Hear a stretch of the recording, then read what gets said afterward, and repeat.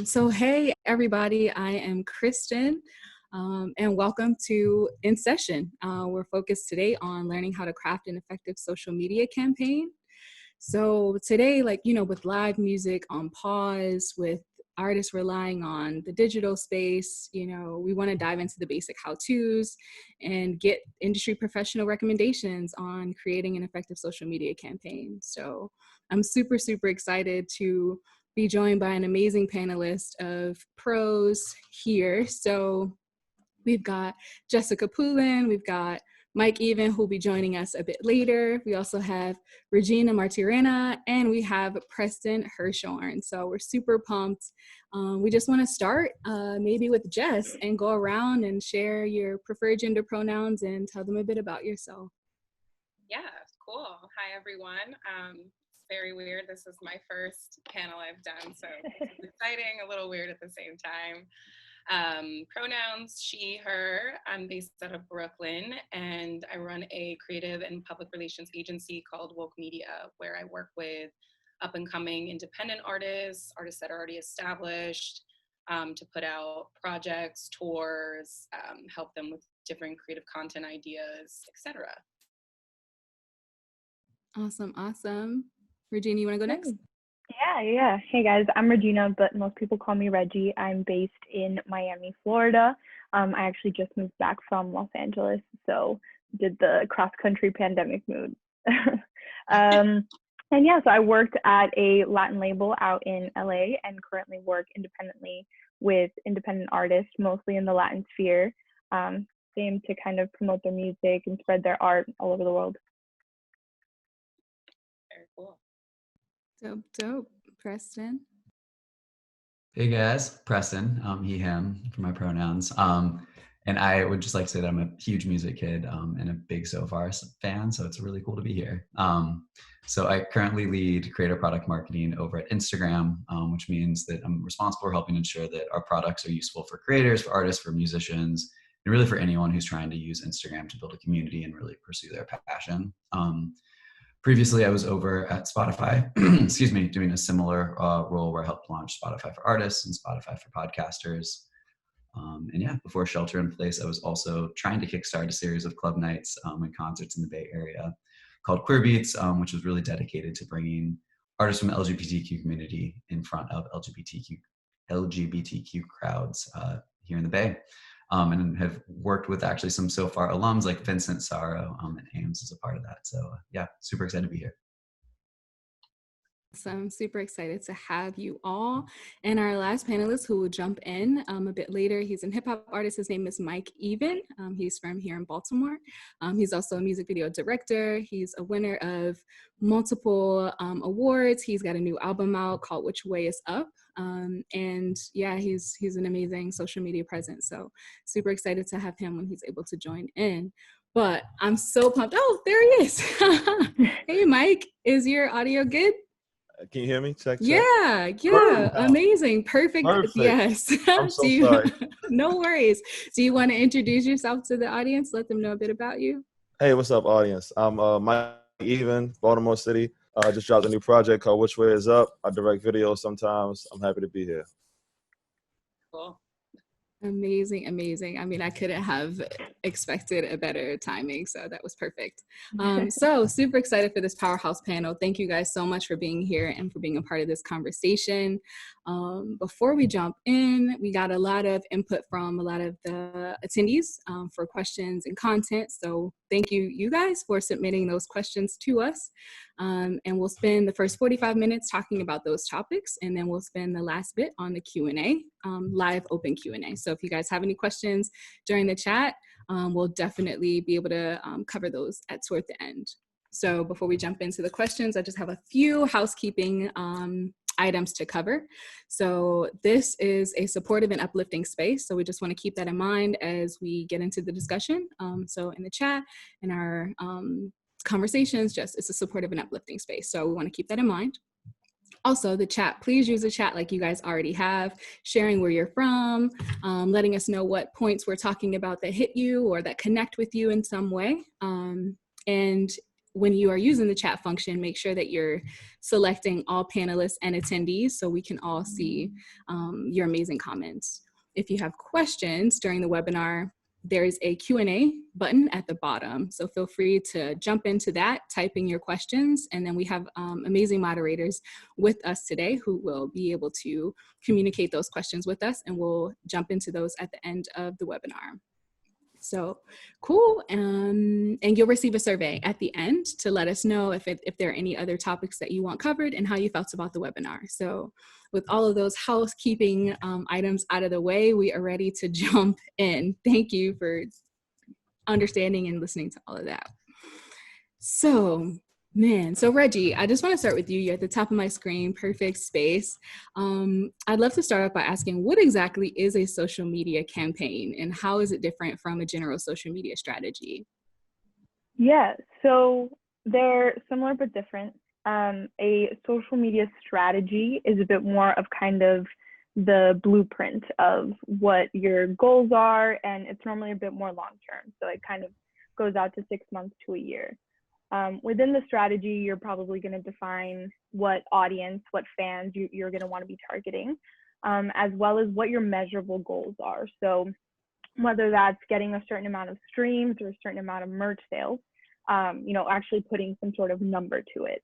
The campaigns are the 2 to 3 months, activations that are the breadcrumbs leading up to the goals that you set for yourself. So kind of within that idea of streams, well, one of the campaigns is a music video that you're going to, move everyone over to streams. Or for the merch, you're going to do the first ever crazy virtual fashion show as your merch launch, and that'll be a part of your merch campaign.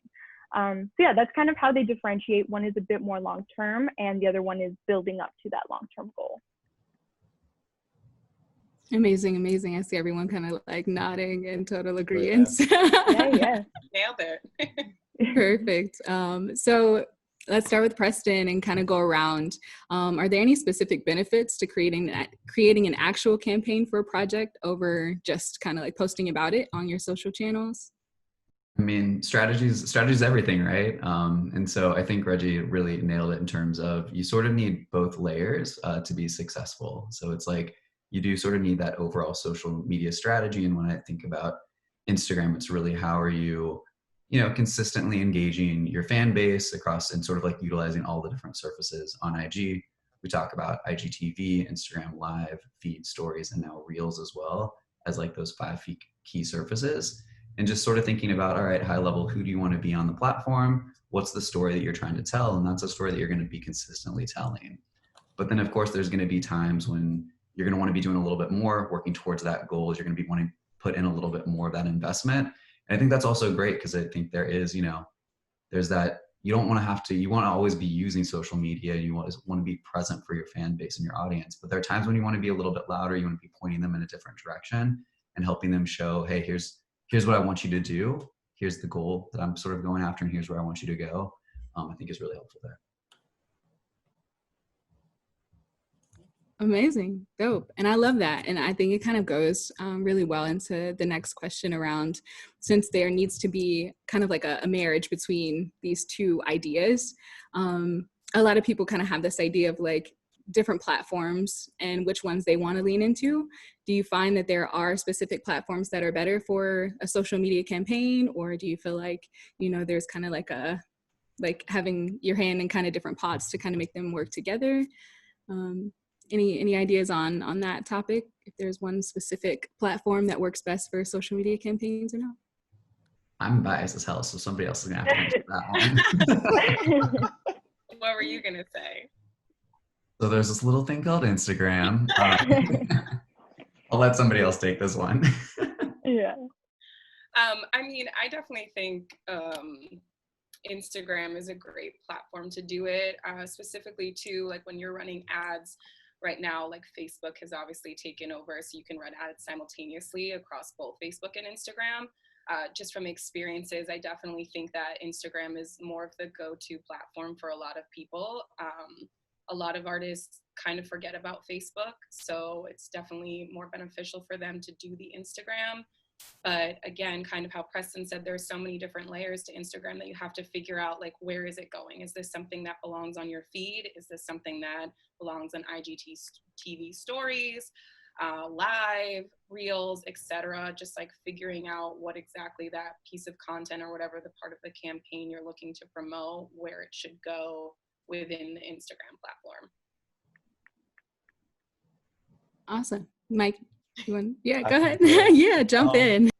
That was a great answer. I do think that Instagram is probably like the one out of all of them that's like the most, like the easiest one to access and that most people are engaged in. But I think it depends on the artist and whatever the campaign is, because like some people work Twitter extremely well. And I'm not a Twitter person, the same way some people work TikTok really, really well. So I think that it all depends on like who you are, because I think you should choose, just because one thing works really well for somebody else may not necessarily be the thing that works for you. So I think that you should figure out, I think it just depends on which one you work the best with and what exactly your ad is going to be. But they all can work great.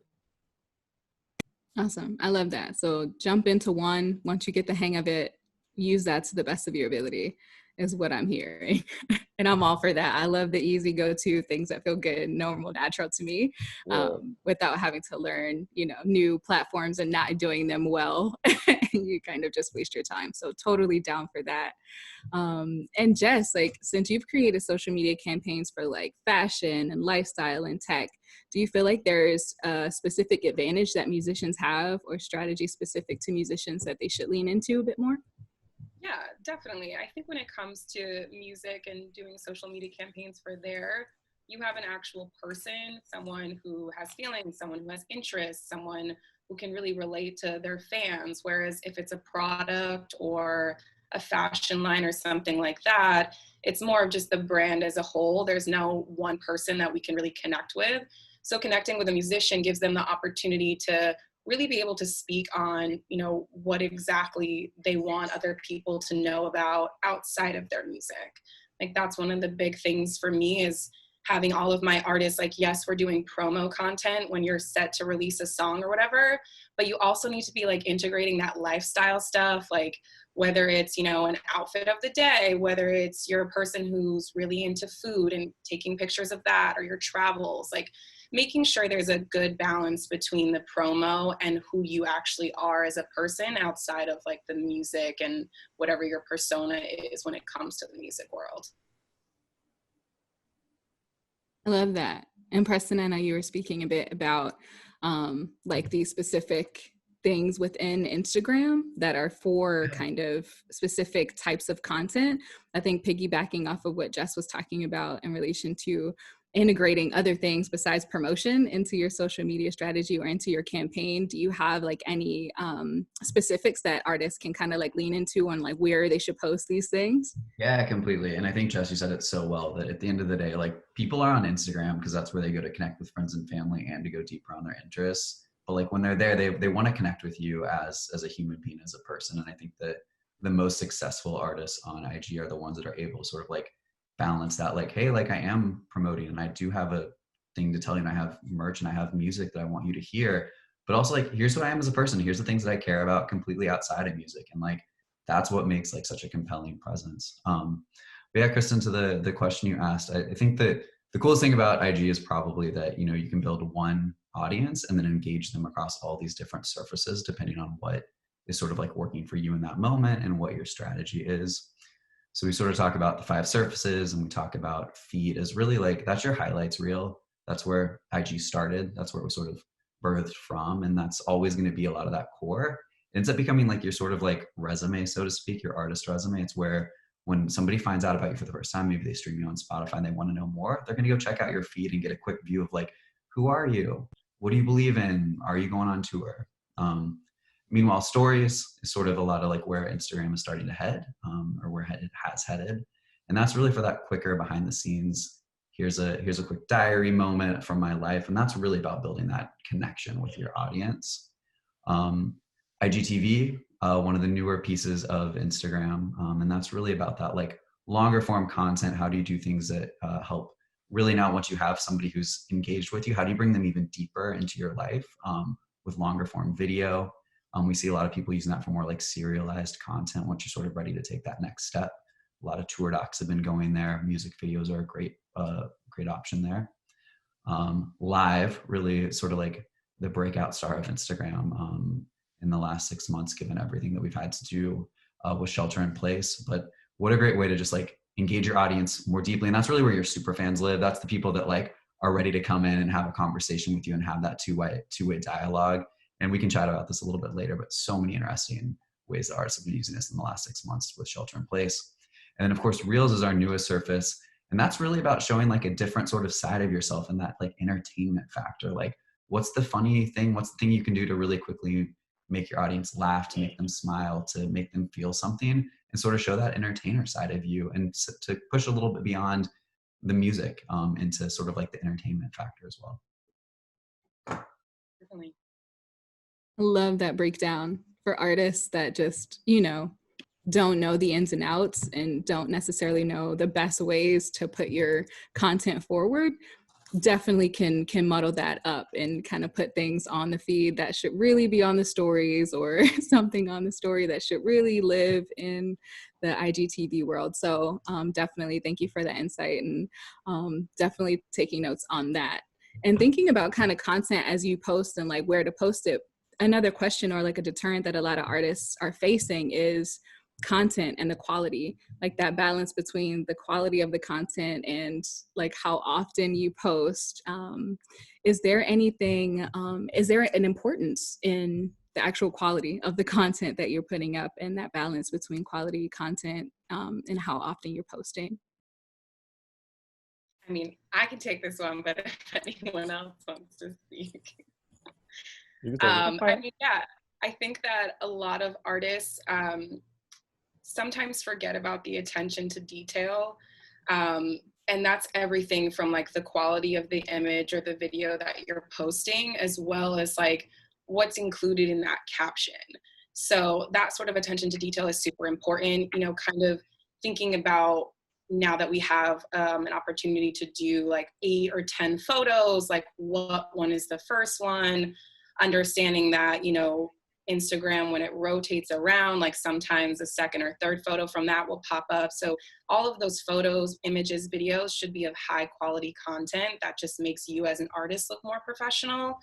And then on the back side of it too, you know, it really depends on the Instagram algorithm is always changing. So there's a lot of times where album artwork doesn't do as well. But if you have that first image be a photo of yourself and then the album artwork after it, it kind of works a little better to get like maximum views from it. But you should always, no matter what you do, have like the highest quality. I get like press images sometimes and I'm like, this is not a press image. Like, Yeah.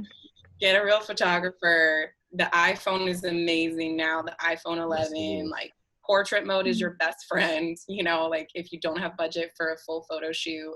But you should always have those high res quality images that you can, you know, show on your Instagram, because it just makes you look more professional. Yeah, and just kind of piggybacking off what you're saying, Jessica, I think it also kind of all links back to the actual campaign and strategy, how often you're posting.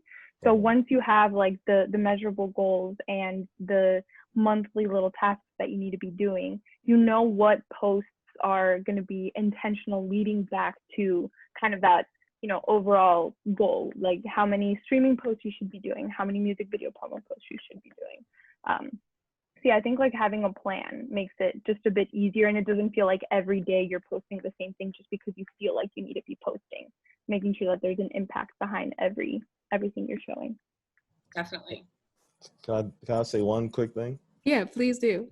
I think also knowing, because the quality versus like consistency is always going to be like a challenge. You know, everybody's budget is different, and sometimes I think, for me personally, I think that the goal is to try to figure out, when we're talking about campaigns, what you can do at the highest quality you can get it, and be able to maintain that consistently. So like, for example, you might not be able to do a bunch of music videos at a certain quality, but you might be able to do something on your cell phone at a certain quality and just kind of do it in a way where you know that it's going to look good. It's not going to look crazy, but it's something that you can maintain and do over and over again. So instead of like worrying so much about having the highest quality ever.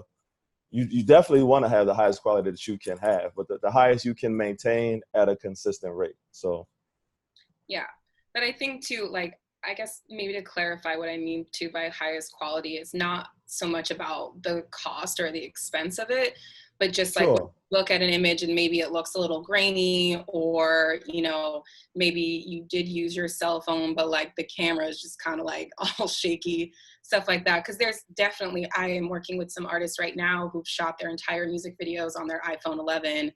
And unless we told you that, like, you probably wouldn't really know the difference. Yeah. So it's really just about making sure the image is clear and it's not like blurry and pixelated. That's kind of what I mean by like the highest quality. No, I agree with you 1,000%. I was just saying that, and some of my own, because I do video myself personally, but also what I've seen, and I'm thinking about specifically for like what I know that works for me. I know that there are other things that I could do that maybe that I might want to do, but it might be a little bit more out of budget for like the moment. So just finding something that I can do that will be, you know, good. Like you're saying, like using a cell phone video or something, but it's something that can be a little bit easier to maintain specifically for a campaign. Like, yeah, you want to go all in out for other things, but if it's going to be something that's going to be over a large amount of time, it should be something that I know that I can put it together and it won't take a lot out of me. Not being lazy, but I don't want to ramble, you know what I mean? Like, yeah, and I think also using your resources to keep that consistent look. So like, for example, I know that it's really popular right now for like indie artists to use that like VHS style that's just filmed on a phone or literally on an old camera. And that's a vibe, it's a look. But if you're like flip-flopping from one to the other throughout your feed in one campaign, then it does kind of look like you're just kind of using what you got. But if it's consistently like that, it looks like it's the brand of the campaign and of, you know, that release. So yeah, completely agree with the both of you guys. Definitely. Awesome. Yeah. And to piggyback off of that, Regi, too, like a lot of independent artists or any artists are so lucky because we live in this world where there is like an app for everything. So there's so many different filters. Like if you want to take it on your iPhone and download the millions of filter apps and like, you know, put a filter on a photo, make it look more professional and edited. Like you said, do it with the music videos too. Like, thankfully there's that option now that a lot of artists didn't even have, you know, like 10 years ago. So independent artists, use your apps. Definitely. I love that. And that makes total sense. Like, you know, what I hear is like, not only pay attention to the quality, but use what you have. Like no one wants anyone to break the bank, or, you know, we know that there are other kind of deterrents or other roadblocks. So don't create one, but just see what you have in your arsenal, reach out to your resources and figure out how to make the most polished, consistent content on your feed, on all your social platforms as you're presenting yourself and your artistry. So all the artists out there, don't worry, you don't have to go out and break the bank, but just concentrate on creating amazing quality content and posting that up. So awesome. And with that said, we're going to transition right into the how-tos for the social media campaign. So given that a lot of the artists right now, with COVID being a thing, they're using this time to create. So we're gonna look through the lens of creating a social media campaign for an album release. So if someone's in the planning phase of releasing an album, they're in the planning phase of creating a campaign for that specific project, what are some things that they should consider, or some steps that they should take when in this phase to kind of set them up for the smoothest campaign possible?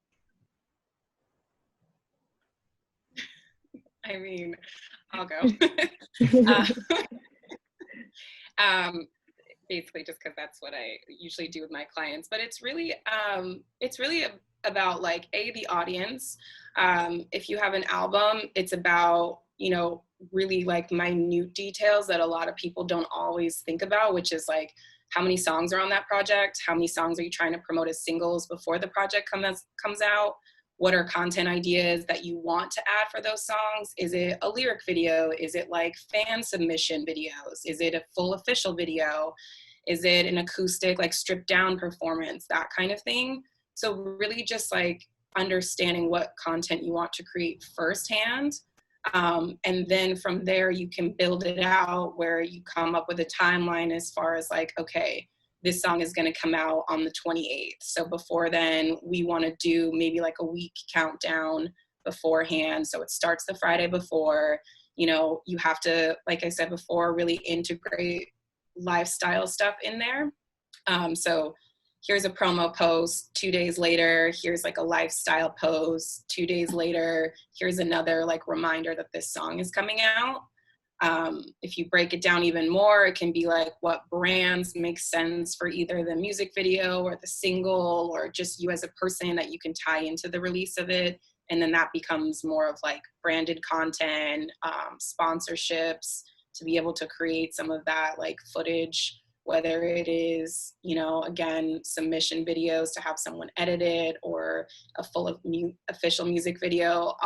There's so many different pieces that like get involved in it. But it's really, and part of what my job is to like help the artists figure that out, because a lot of times they're just like, okay, Jess, this is my project. And I'm like, cool. What are we like working with besides the audio? You know, because that's how fans get engaged. That's how media gets engaged. That's how the industry gets engaged, is seeing like what you're creating outside of just the audio of these tracks to make these have a bigger impact with your audience, and not just like, let me throw this against the wall and see if it sticks kind of deal. I love that. So it's a whole package. So when you're planning this, don't just plan the audio portion. You got to plan, you know, your photos, plan your videos, plan other content to kind of go along with the audio, so that other people have ways to engage outside of that. Awesome. Regi, did you have anything you want to add?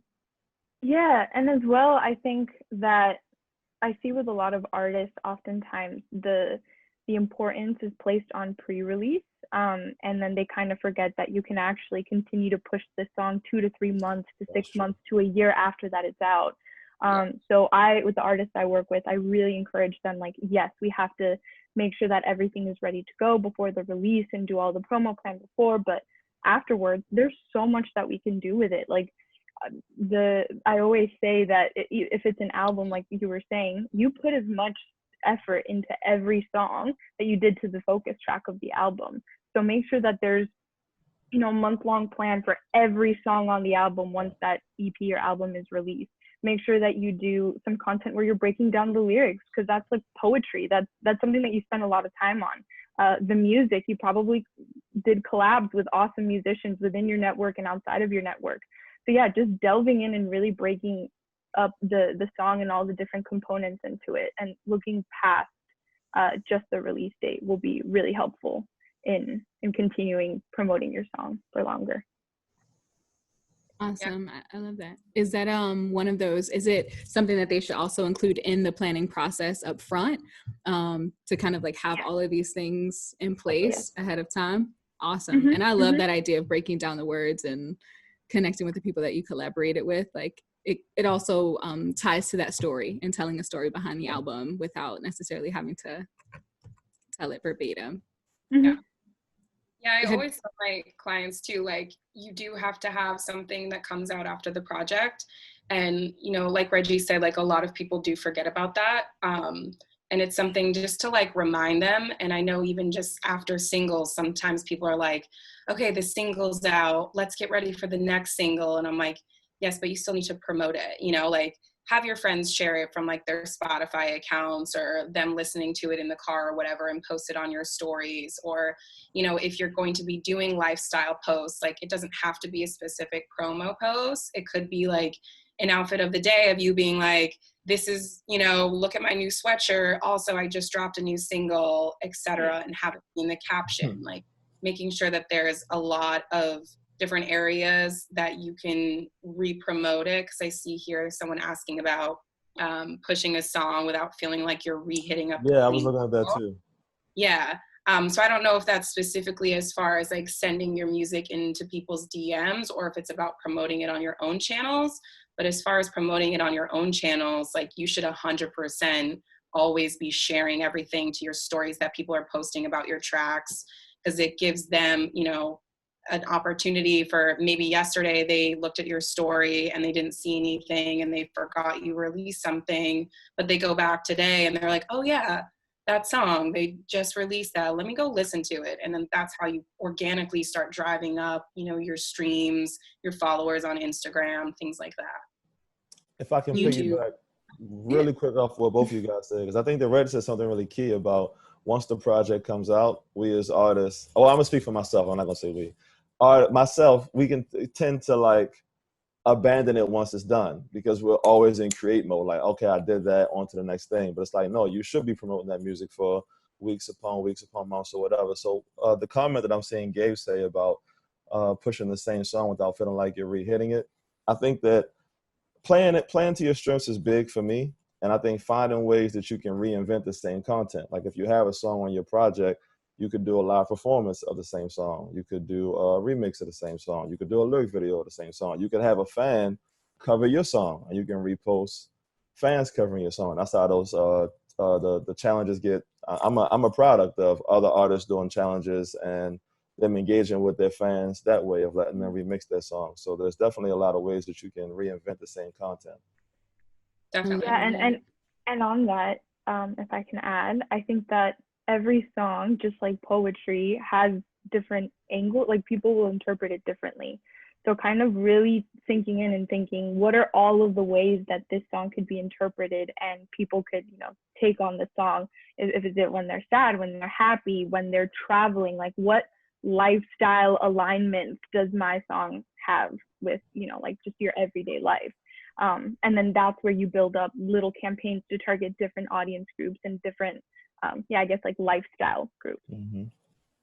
Awesome. I love that. And I think that like you guys hit a lot on diving deeper into the creative process and diving deeper into thinking outside of the box, that like these kind of like TikTok's actually an actual thing, the tick boxes that we have, like we check this box, but now thinking of other ways to engage the fans that have been with you on some of the content that they've already heard or some new content.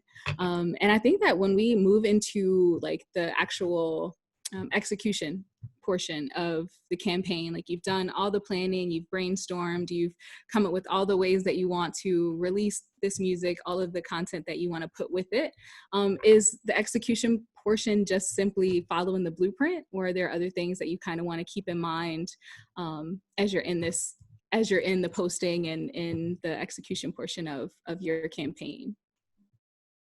Let's start with Preston and then go around. Yeah. I'm not sure I'm the expert here, but I do think that, you know, one of the reality is like life is happening, especially right now, very, very quickly. And so you're going to have a plan, and then things keep happening in the world that you're going to have to react to. And I think it's how do you make that plan and then be really comfortable changing it when something happens, or when you want to say something that maybe is about something crazy happening in the world right now that isn't completely tied to your album. Like, that's fine. I think it's about how do you make that strategy, and then how do you feel really comfortable readjusting as 2020 keeps throwing shit at us.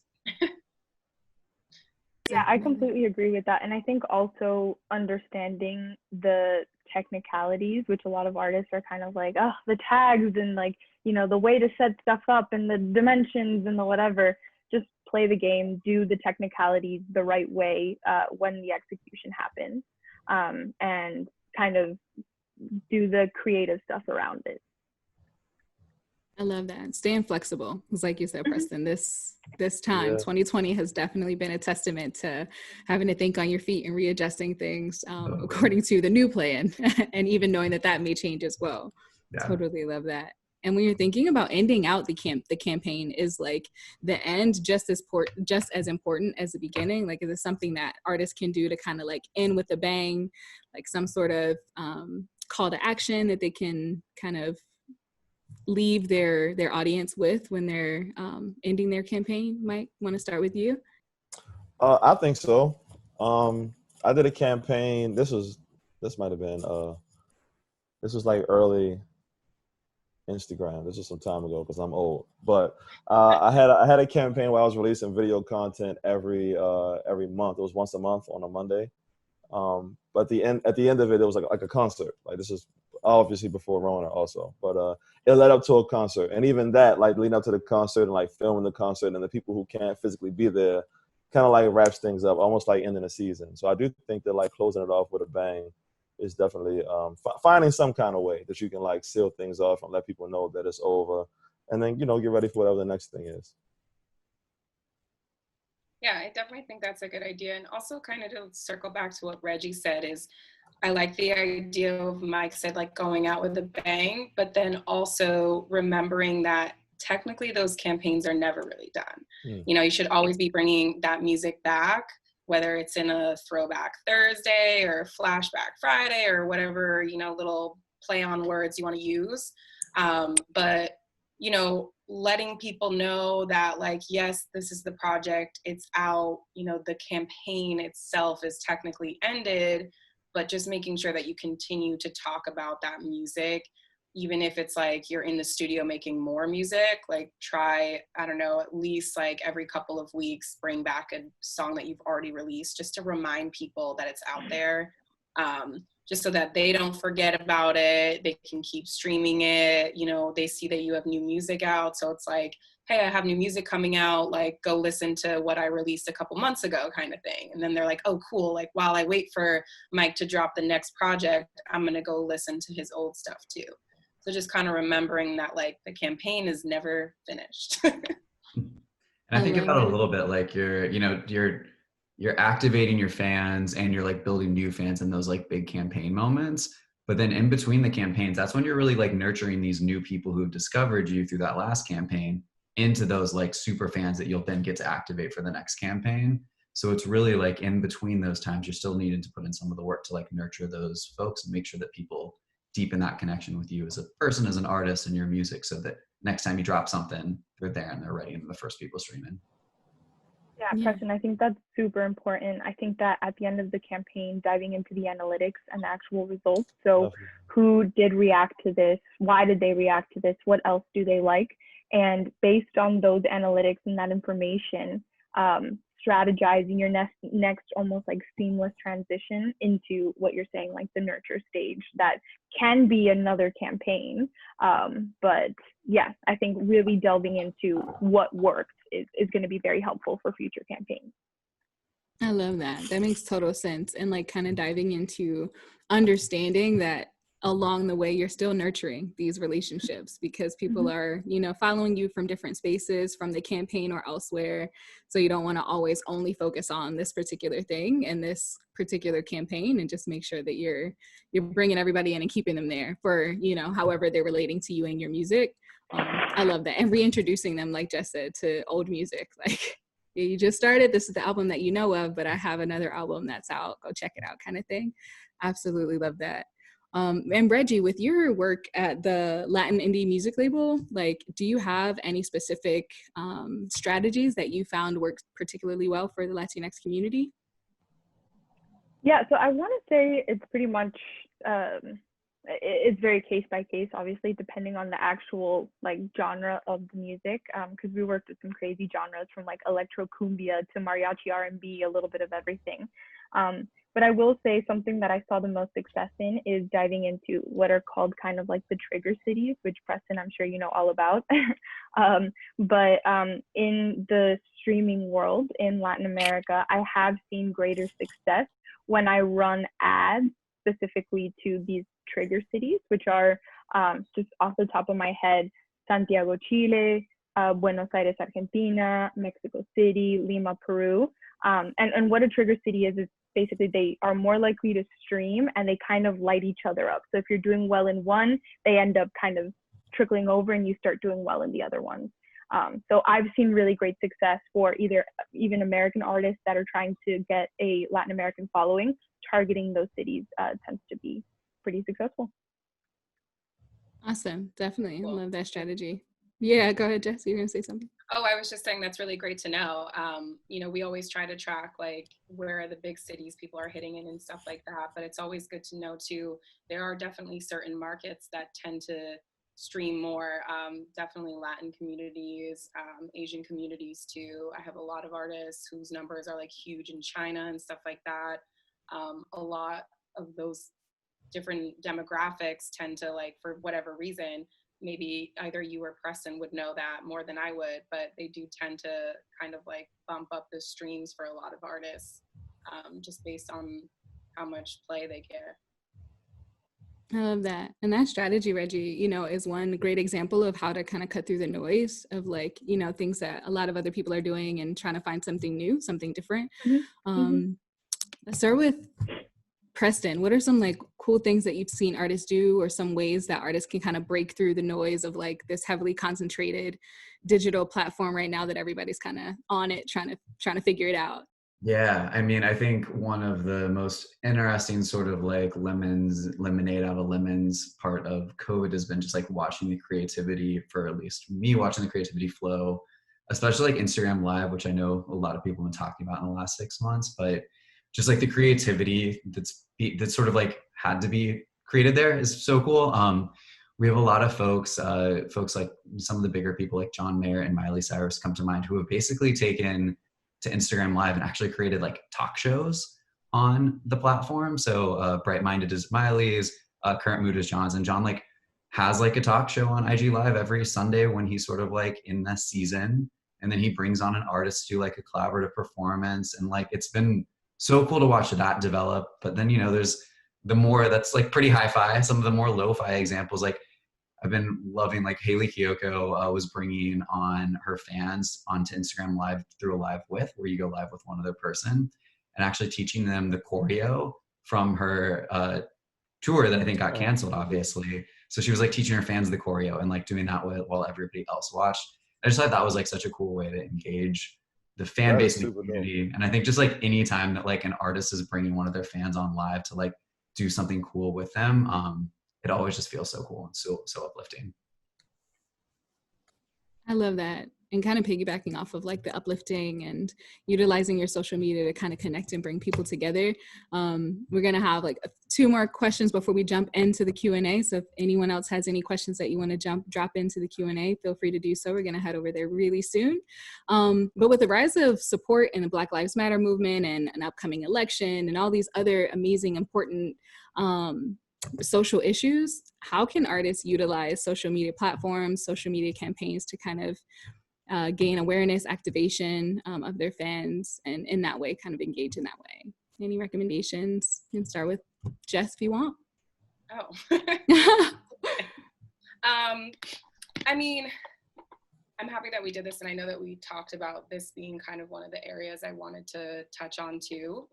I think it's super important for artists, and I know that everyone has their own beliefs, so I don't want to get like into it too much, but reading the room is super important. I will say like a frustrating thing for me back in June was all of the coverage that was happening with the Black Lives Matter protests like reemerging, and a lot of artists, predominantly white artists, were still posting about their music and still talking about release dates and stuff like that. And some of their content as well may have been received differently, or at least from me differently, I should say, if it had been rethought. Like a lot of it was, lyrics that people were posting, and even though it was very relevant to the song, it just so happened that it could have been related to, like, you're scrolling through your feed, all you see is Black Lives Matter stuff, and all of a sudden you see a lyric that's like something like, I don't give a shit about anything.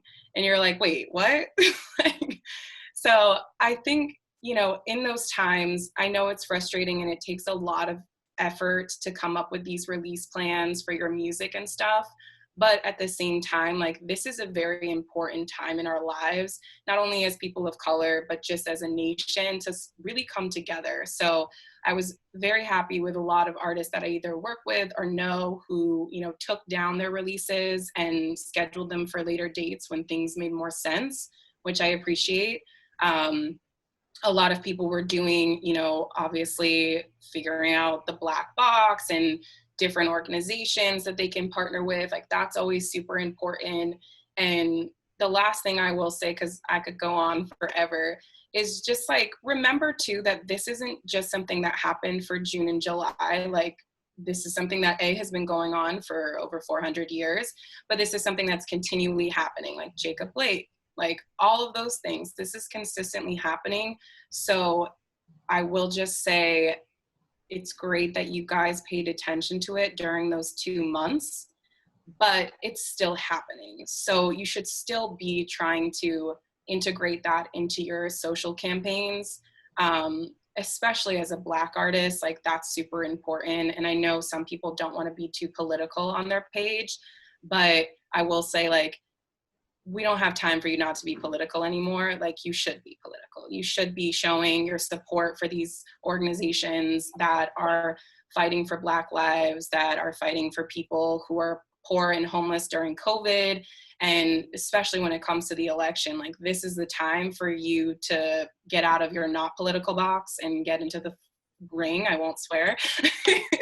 But it's super important. I know for me, and I'm sure for a lot of other people, that there's just a continuous conversation happening. I'm not saying every single post on your feed has to be about Black Lives Matter, but, you know, including it in your stories, reposting it about it, like, here and there is something that's important, even if it's like always keeping a link to an organization in your bio or something like that. I won't say too much more because I'll probably get a little heated, but that's my piece on it. So I'll let someone else talk. Yeah, definitely beautifully articulated. And I think that, you know, like you're saying, with everything that's going on, this is a great opportunity to get outside of your box, because we often feel a way, whatever way you're feeling. You feel that inside. And a lot of people have told artists, like, keep that separate, like, keep your personal life separate, keep, you know, present your brand first. And if that doesn't align with your brand presentation, then kind of like leave that for your conversations with your friends. But I think now, with the way that social media is going, people want to engage with the real you and with the authentic you. And that includes your beliefs and your feelings and who you support, even if it doesn't directly relate to your release or doesn't directly relate to your CD or a picture. You know, how are you feeling about what's going on in the world? Because I'm feeling that same way about what's going on in the world. So can we relate on that, on that topic?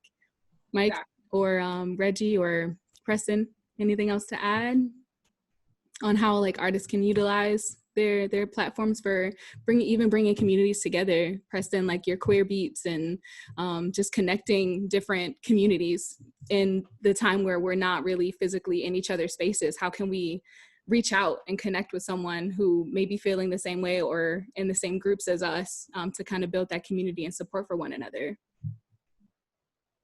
Yeah, I mean, my sense is ultimately, like, as artists, like, everybody here has a platform, and like, you have to use that platform for what you believe in and for good. And I think it's sort of as simple as that, really.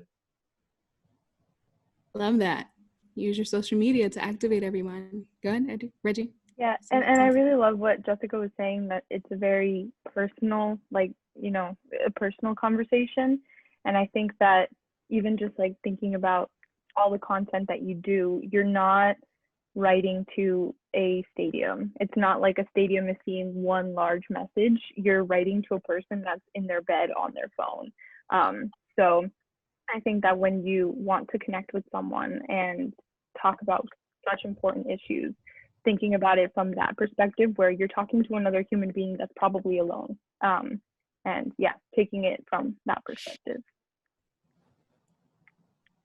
Absolutely love that. And even as an artist myself, you know, being a really private person, it definitely is the moment of being comfortable, getting uncomfortable, and sharing, you know, how you feel about certain things, because that is the part that, you know, you want to connect with. Everybody wants to connect in an authentic way. So it is quite uncomfortable when you're not an extrovert, or you're not, you know, a person who just like spews everything out. But this is the time, like Jess said, you know, this is the time to do so.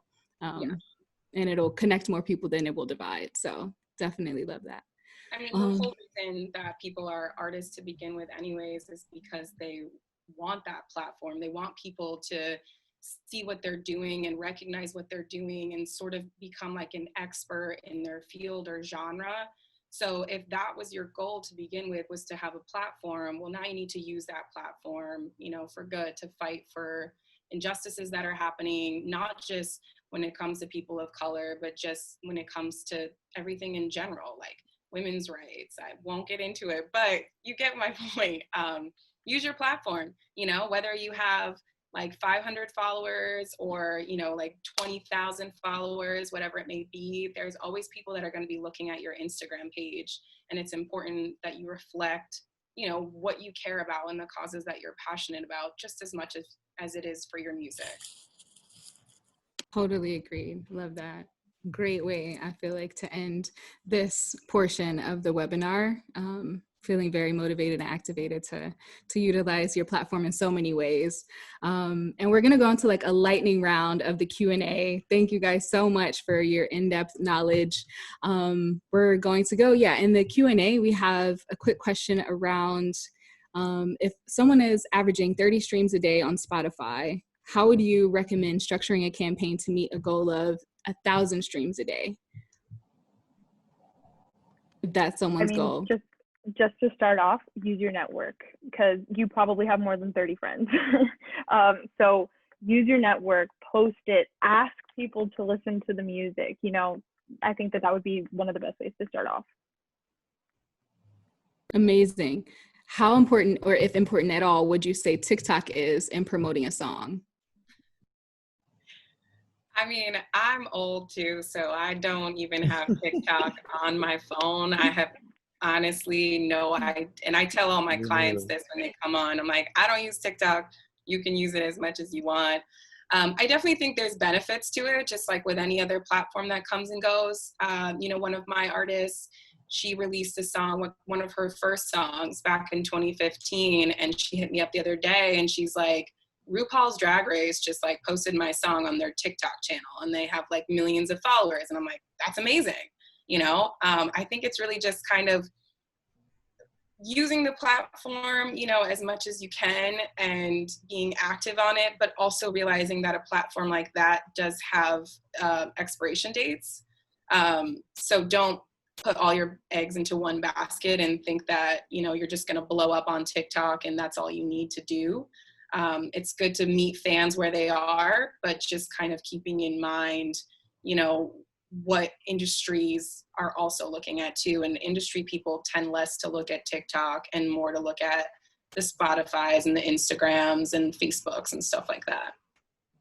Awesome. Love that. And we're going to hit on one last question before we wrap up.